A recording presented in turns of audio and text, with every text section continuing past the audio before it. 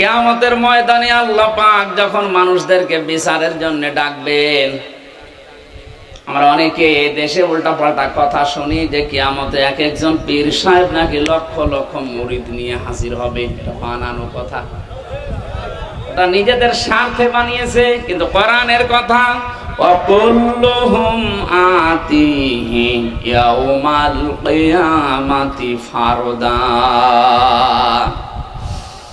সূরা মরিয়ম 16 নম্বর পারার 10 নম্বর পৃষ্ঠার 15 নম্বর লাইনের 95 নম্বর আয়াত। এটা ফি জিলালিল কোরআনে আছে। ব্যাখ্যা করে বলতে গেলে অনেক সময় লাগবে, আমি শুধু একটু ইঙ্গিত দেই। আল্লাহ বলেন কিয়ামতে প্রতিটি মানুষকে আমার সামনে আমি বিচার করার জন্য ডাক দেব, স্রেফ একা একা। কয়জন করি?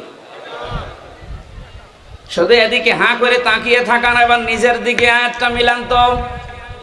কিয়ামতে প্রতিটি মানুষকে আল্লাহ নিজের সামনে যখন দাঁড় করাবেন, আপনার আশেপাশে কেউ নেই, স্রেফ আপনি একা। ফাইদা নুফিখা ফিস সূরি ফালা আনসাবা বাইনাহুম ইয়াউমাইযিন ওয়ালা ইয়াতাসাআলুন।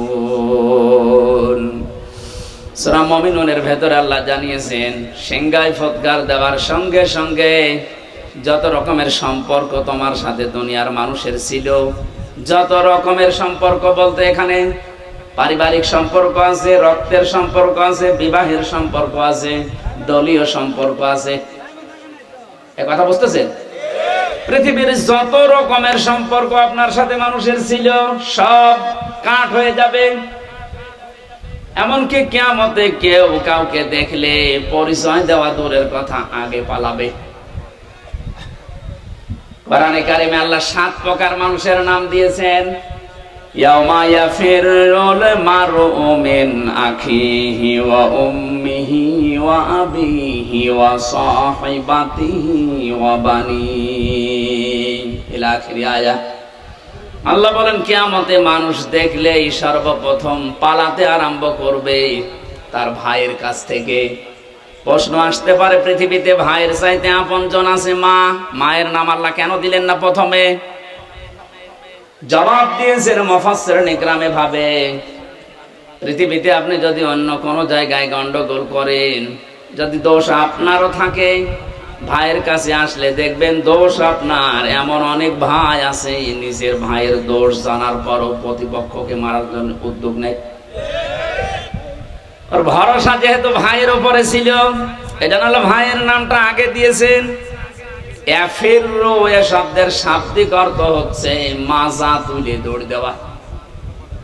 সাপে তাড়লে মানুষ যেভাবে দৌড়ায়, বাঘে তাড়া দিলে যেভাবে দৌড়ায়, পুলিশ দেখলে যেভাবে দৌড়াতাম, এখন আর দৌড়ান লাগবে না, এখন ওনারা আমাদের বন্ধু। গত কয়েকদিন আগে যশোরের এসপি সাহেব ঘোষণা দিয়েছে, পুলিশের এই চাকরি আমি জান্নাতে যাওয়ার মাধ্যম হিসাবে গ্রহণ করেছি। ওনার এই কথাটাকে 100 ভাগ সাপোর্ট করছে যারা প্রশাসনে আছে। যদি এই নিয়ত নিয়ে কাজ করে, যতক্ষণ দায়িত্বে আছে, আমি যতটুকু খোঁজ খবর জানি, আমার দোলা ভাইও তো আছে, এদের যে ডিউটি কোনো শেষ নেই, 24 ঘন্টায় ডিউটি। তার পুরা 24 ঘন্টায় ইবাদত হবে যদি ওনার ওই মন নিয়ে কাজ করে।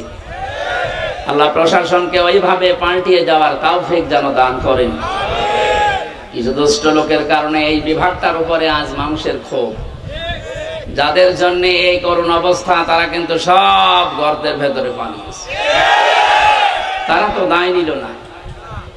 হাজারো এই নিচের যারা আছে এরা এখন কান্নাকাটি করে যে আমরা এখন করবো কি। আমার বাড়ির নিচতলায় একটা পুলিশ ছিল, ও যে কোথায় গেছে আল্লাহ মনে হয় জানে। এত ভয়ে ছিল।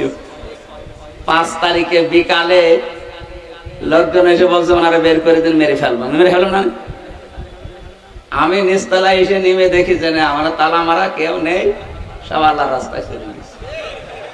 এই অবস্থার সৃষ্টির জন্য যেই কয়টা মানুষ দায়ী, এই কয়টা মানুষের বিচার করা দরকার। সাধারণ যে মানুষগুলো যারা দায়িত্ব পালন করার জন্যই করছে, আল্লাহ রাব্বুল আলামিন প্রশাসনে এখন যারা আছে আমার যশোরের এসপির কথা শোনার পরে মনটা ভরে গেছে যে আমি দায়িত্ব পালন করছি, এটাই আমার জান্নাতে যাওয়ার মাধ্যম। এই কথাটা কত উপরের কথা আপনি চিন্তা করেছেন? এখানে মানুষ যখন দৌড়ায় কোনো কিছু দেখলে খুব বেশি জোরে ফোর্সে মাজা তুলে দৌড় দেওয়া, বাংলায় পরে খেচ্ছে দৌড়। আল্লাহ বলেন এইভাবে দৌড়াবে।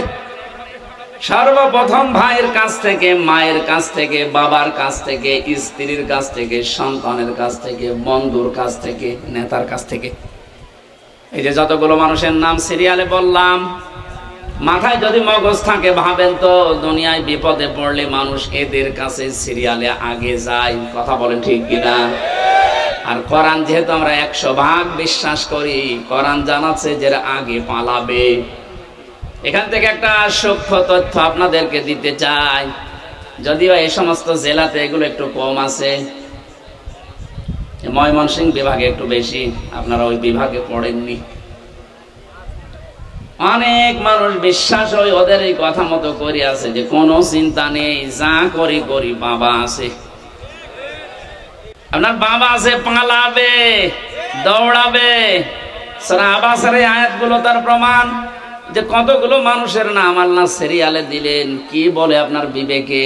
ভাই যদি পালিয়ে যায়, মা যদি যায়, আমার মনে হয় পীর সাহেব বলবে আল্লাহ আমি পীরই ছিলাম না। কিসের পীর? পরিচয় দিলে এখন আমি নিজে ধরা খাবো। নিজে বলবে আমি এগুলো কিছু ছিলাম না, আমি পালালাম। যত রকমের সম্পর্ক আল্লাহ বলেন আনসাব, নসবের বহু বচন, সব সম্পর্ক শেষ। এই চোখ বন্ধ হলে সবকিছু থেকে আপনি মুক্ত। কিয়ামতের ওই কঠিন ময়দানটা যখন আল্লাহ আপনাকে ডাক দেবে, সামনে যদি কেউ দাঁড়িয়েও থাকে, চিনতে পারলে বলবেন এই তো আমার ম্যাডাম তামান্না। ও বলবে না, আমি আপনাকে চিনি না। আমি হাসির খোরাকি দেওয়ার জন্য বলছি, এটা বাস্তব আসতেছে আমাদের সামনে।